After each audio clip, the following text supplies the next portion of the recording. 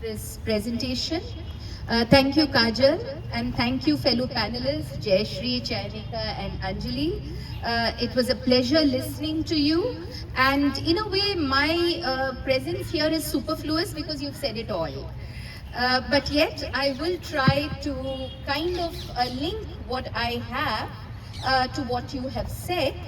Sometimes maybe not so obviously because I work on ancient Indian history, and my interest is in how caste, gender and law come together in ancient India, looking at ancient Indian texts. So I will go to that. But before that, the occasion for these discussions that are being organized here in JNU, as well as of course in different parts of India and the world, is the International Women's Day, which commemorates women's hard-won economic and political rights since the early 1900s. Let us not forget that. That is very, very important for us to keep in mind.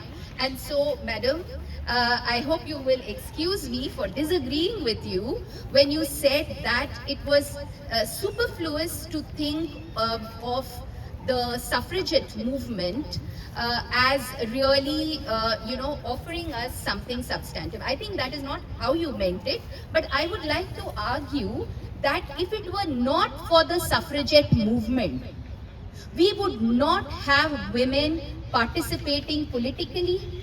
If we did not have them participating politically, they would not be contesting politically. If they were not contesting politically, they would not be intervening in making laws. That is why it was very important. It was so phenomenal that we had such a movement across the world. And what is even more phenomenal, as you yourself have pointed out, is that in the Indian context, in a colonial context, as part of the anti-colonial struggle, the movements here actually did not even have this as an issue of whether women should get the vote. So I think that is something that is to be celebrated, and it is from there that I think also subsequently in feminist movements as well as other kinds of social movements, the social and personal needs and demands that question the social bonds, that question that social hierarchy, that question the boundaries that are set by this institution that we call patriarchy, that has been very, very important. And that's why we celebrate International Women's Day. It is not what capitalism has done. It is not what our consumerist society has done, where we have cards and gifts and roses that are being given on International Women's Day. It is to celebrate all those women who have struggled, who have suffered, who have made sacrifices, many who have not seen the fruits of their sacrifice. But all of us, we are the legatees. We are the ones who have received those fruits. So it is in that spirit that I would like to read a poem by Mahadevi Verma, which some of you may be familiar with. प्रिय, मैं हूँ एक पहेली भी, जितना मधु जितना मधुर हास, जितना मद तेरी चितवन में, जितना क्रंदन जितना विषाद, जितना विष जग के स्पंदन में, पी पी मैं चिर दुख प्यास बनी, सुख सरिता की रंगरेली भी। मेरी प्रतिरोमों से अविरत झरते हैं निर्झर और आग, करती विरक्ति आसक्ति प्यार मेरे श्वासों में जाग जाग। प्रिय, मैं सीमा की गोद पली, पर हूँ असीम से खेली भी। And to translate this, dear one, I am a riddle too. However much nectar, however much sweet laughter, however much intoxication in your glance, however much weeping, however much sadness, however much poison in the trembling of the universe, drinking it all, I have an ancient thirst for sadness. but also the merriment of the river of joy. Ceaselessly, from all pores of my being, flows the torrent and the fire. I love detachment and desire, awakening in my breath. Dear one, I was cradled in the lap of limitation, but I have also played with the limitless. Now, these beautiful lines penned by Mahadevi Verma, one of the foremost voices of Chayavad or neo-romanticism in Hindi in the 1930s, a feminist, a nationalist, and a poet par excellence, brings poignantly the contradictions experienced by a woman.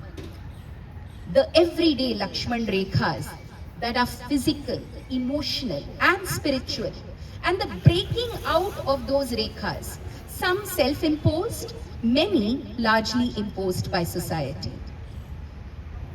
The horrific rapes and rape culture that stares us in the face every day, countless times a day, in every part of the country and across the world, reminds us that the question of women and patriarchy is as relevant today as when Mahadevi Verma and so many others wrote in the early 20th century. Mahadevi Verma in fact said that the only pehredar or guard needed for women were their dreams. Jahan sapne ho pehredar, anokha ek naya sansar.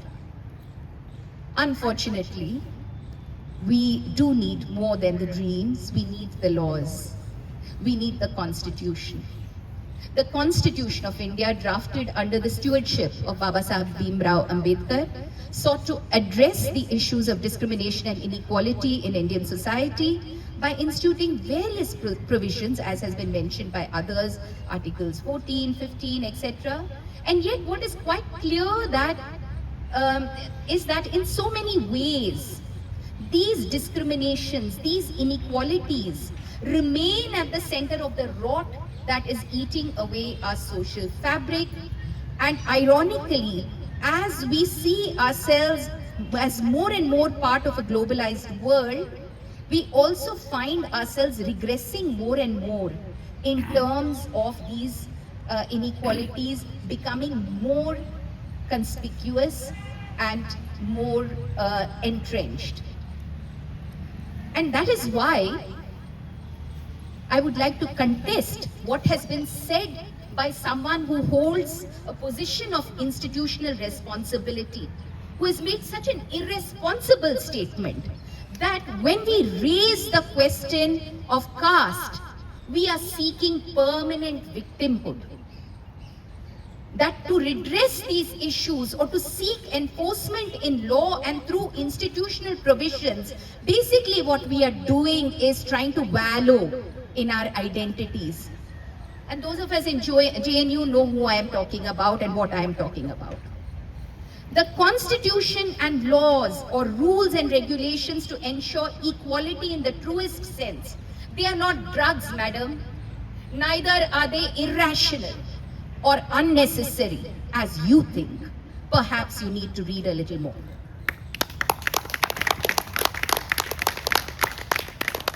I would like to express my solidarity with the students, the NSUI, who have organized this wonderful meeting, and all the other student groups and the teachers of this campus, and also across India, for calling out the institutional apathy and often blatant anti-Dalit and anti-women positions that have been taken in various matters. The NP itself is actually an embodiment of this. That such ideas and attitudes exist is because of certain quote-unquote value systems that have been upheld in our contemporary context with a strange capitalist consumerist religiosity and ritualism. So, you have all these festivals now that are celebrated by big business. They are media events, they are spectacles, and we all so happily participate in that. We all are very proud of the dhagas on our hands, the rings we wear on our fingers, the tikas that we have, and so on. Good, I mean, it's good. But also, let's look at what lies behind this. What is that value system that actually brings pride in these kinds of things? as a historian of early India, let me speak about how such value systems that are discriminatory on the basis of caste and gender are found in ancient texts on law. So I'm going to refer to the Dharma Sutras and the Dharma Shastras. The Dharma Sutras are considered generally prior to the Dharma Shastras. They were written about 2300 to 2200 years ago, the Dharma Sutras. And the Dharma Shastras, the most well-known, of course, being Manu's Dharma Shastra, Manava Dharma Shastra, that which we date roughly around the 2nd, 3rd century AD. So going back about 1800 years. So these are the texts that encode these social ideas, these social values, this traditional value system, which is where a lot of what we understand as tradition, a lot of what we understand as customary, a lot of what we understand as our basic culture. You know, very often we get told by people, oh, but it's my culture, that's why I'm doing it, even if it's the most regressive of things, right? That you know, that you have to fast for the longevity of a husband or a brother or a son. That why is it only the woman has to fast for that? That there are certain practices such as not touching one another. Yeah, that this is seen as just, can we ever excuse you know, such practices as just being tradition? So that's why it's very important for us to look at these ways in which the value systems coalesce, they congeal, and they also form a part of our mental makeup, which are passed on through generations and into which we are socialized, sometimes very obviously and conspicuously and consciously, but often also very unconsciously. So that's why then it becomes important to look at this. Now, for instance, let's look at the idea of entitlement. This word entitlement or privilege that we talk about. Now, in all of these texts, the Dharma Sutras and the Dharma Shastras, the emphasis is on the Brahmin, the Brahmana. Yeah? And it is from a Brahminical male perspective or point of view that these texts are written. But what is very interesting and important to note is the entitlement that is assumed, that is stated, that is claimed by the Brahminical class. What is that entitlement to? To material comforts, to gifts, danas, and we are told that there are so many different types of danas. There are these mahadanas that you can give, and then there are the minor danas that you can give, and so on. And then you have social service that is meant to be given to them, meaning that people will actually offer their labor and the products of their labor to this privileged section. And lastly, the idea that they have to be supported. They deserve a dakshina. So it's not just dana, but it's also dakshina. So they deserve patronage, and you are told if you don't patronize them, something bad will befall you. पंडित के पास नहीं गए तो कुछ जरूर अशुभ हो जाएगा. So it is in these ways then that the idea of entitlement and privilege is conveyed through what we call the prescriptive or the normative literature, the Dharma Sutras, these codes of law on dharma. And then you also have other ways in which privilege is mentioned. That we are told, for instance, on food, that the Brahmin eats only certain kinds of pure food. May eat meat also, but कुछ दिनों हम नहीं खाएंगे. आजकल तो सब कोई यही कह रहे हैं. मंगलवार का व्रत है, शनिवार का व्रत है, समथिंग एल्स का व्रत है. इन दिनों हम नहीं खाएंगे, बाकी दिन हम जम के खाएंगे. तो anyway, the entitlement and privilege that you have of the Brahmins in the or the Brahminical idea that is there, it's about how you can't eat certain kinds of meat, like dogs, like pigs, etc. But especially this is very interesting. In the law codes, it is said we cannot eat a Shudra's leftover. Somebody who belongs to the Shudra Varna, we cannot eat something that is left over by them. Now do you understand why, in the name of tradition, in the name of culture, even today, certain people are not allowed into your kitchens. We do not have commensality. We do not have people sitting together and eating.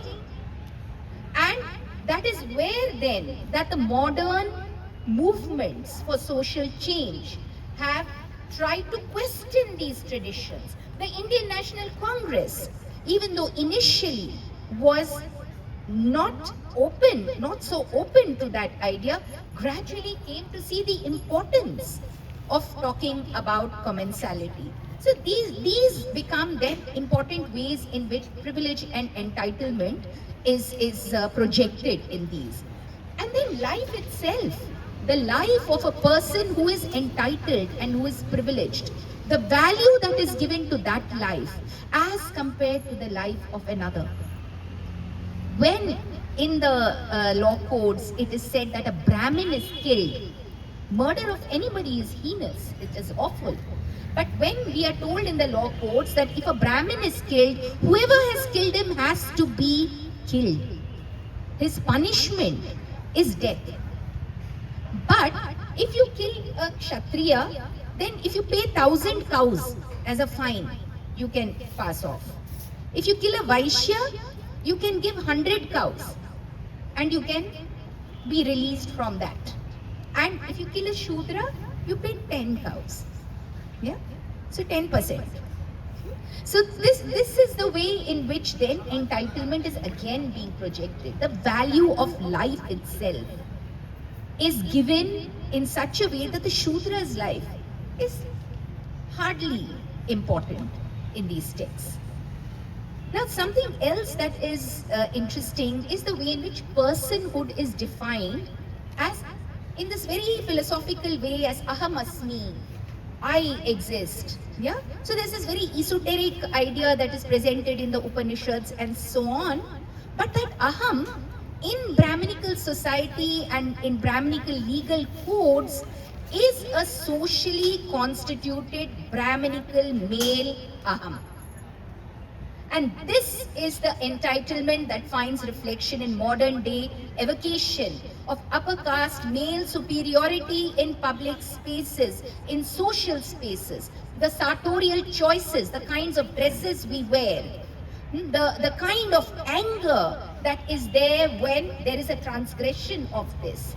Look at the cultural practices when we talk of marriage, whether somebody is entitled to wear a turban of a certain kind, whether they are entitled to ride on a horse, to go in their barat.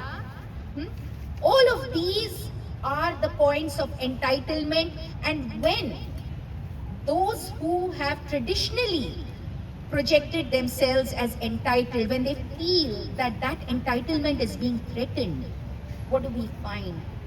We find violence in society. And that violence is manifested in murder, in rioting, yeah, in rape, and rather than annihilation of caste, what we are looking at is reinstatation of caste. Something else that comes out in the law codes is an anxiety over marriage. Okay? And this anxiety is expressed in the form of what is anuloma and pratiloma marriages. Anulom means going with the flow, something that is natural. So when you, loma means hair, so when you go with the flow, when you have a parting in your hair, as all of us will know, there is a natural parting. And then some of us who might somehow want to change that parting, we'll find that the pratilom is not very effective, it doesn't stay, right? So now that is a very interesting metaphor that is used over here. And so we are told that anulom means that a man of an upper caste, of an upper varna, he can marry a woman of his own varna but also women below. But a man of the lowest caste or a lower caste cannot marry a woman of the upper varna. And then we are told, but theek hai, ho jata hai, right? So the legal writers were also aware that it's one thing to prescribe something, it's another to actually enforce it.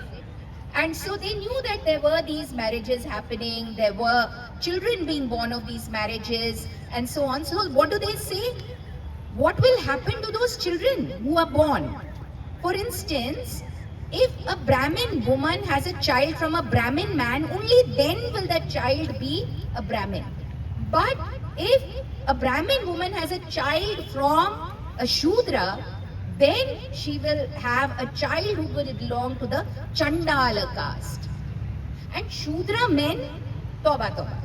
There is no question of them marrying outside, because if they marry outside, any child, no matter what the varna that child is born from, is an outcast, will be outside the pale of dharma, will have to be thrown out of the social order. So that is the kind of anxiety that we see, and that is where then, when this value system is what we are socialized in modern times, in contemporary times, what do we see? We see fury, we see violence that is unleashed against women and men in the name of panchayats, in the name of community organizations, or just in the name of families who apparently are so humiliated that they don't mind killing their own children for what they see as these acts of transgression.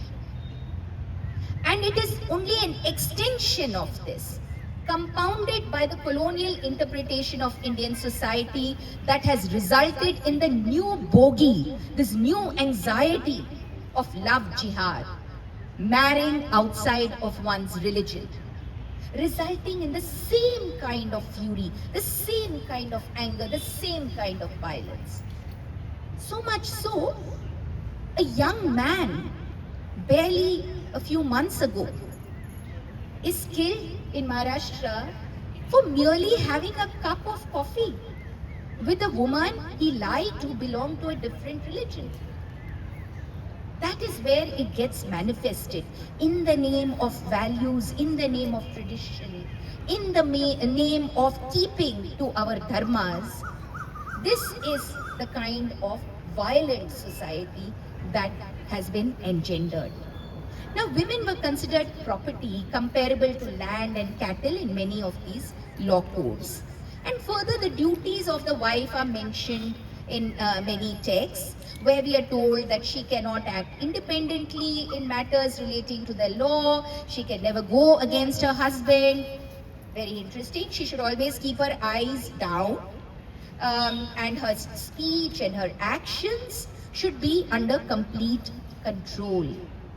Manu says, and all of you know these verses, this particular verse, he says, Pita rakshati kaumare bharta rakshati yauvane rakshanti sthavire putre na stri swatantrayam arhati.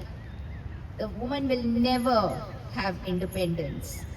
She's always under the control of her father when she's young, under her husband in her youth, and then in her old age under the sun.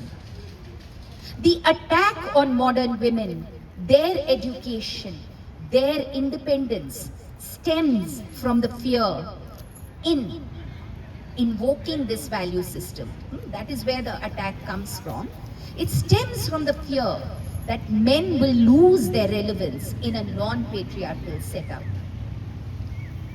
The attack on JNU is also an attack on the modern, secular, democratic ethos that this campus and others have provided, where the shackles of the Brahminical value system have sought to be broken. I will conclude with another poem, this time in Tamil, penned by Mahakavi Bharadiyar. Everybody seems to be going and talking about Tamil, so I thought I should also claim my Tamil roots. Bharadiyar says, Nimitta nannadai neerkonda parvayum, nilathil yarkum anjada nerigalum, திமிர்ந்த ஞான செருக்கும் இருப்பதால் செம்மை மாதர் திரம்புவதில்லையாம் செம்மை மாதர் திரம்புவதில்லையாம் அமிழ்ந்த பேரிருளமாரி யாமையில் அவலமெய்தி கலையின்றி வாழ்வதை உமிழ்ந்து தள்ளுதல் பெண்ணர மாகுமாம் உதய கண்ணி உரைப்பது கேட்டிரோ பெண்மை வாழ்க என்று குதிடுவோம் மாதர் பெண்மை வெல்க என்று குதிடுவோம் மாதர் என்று சொன்னார் Mahakavi Bharatiyar. And what is he saying here? This is a poem he calls the modern woman. She walks with her head held high and she looks straight ahead. She is fearless because of her integrity. She is confident because of her intelligence and wisdom. The righteous woman will not become weak. She will not become weak. Despite being humiliated by the darkness of ignorance, despite being shamed by those without any knowledge, she fights and abolishes her enslavement, and that reflects her virtue. Did you listen to this modern woman's words? Let us praise and celebrate this womanhood. Let us hail her victory and celebrate her. Reiterating the commitment of Mahadevi Verma, Bharatiyar, Periyar, Ambedkar, Gandhi and Nehru to the modern times, one that is forward-looking and not held back by obscurantism and false pride in tradition and value systems, one that celebrates equality and dignity of life, of choice and of personhood. I wish you all a happy International Women's Day. Let us stand tall, dream and achieve. For that, the struggle against injustice, be it against Dalits, women, other communities or even other countries, as we have witnessed in Gaza and now in Iran, that struggle has to continue. Thank you. Thank you so much, ma'am. I want to explain one thing. Yes. Ma'am मैंने ये नहीं कहा था कि वो substantial है, मैंने ये कहा था कि फर्स्ट जो आपका फेमिनिज्म था वो एक फॉल्टी एजम्पशन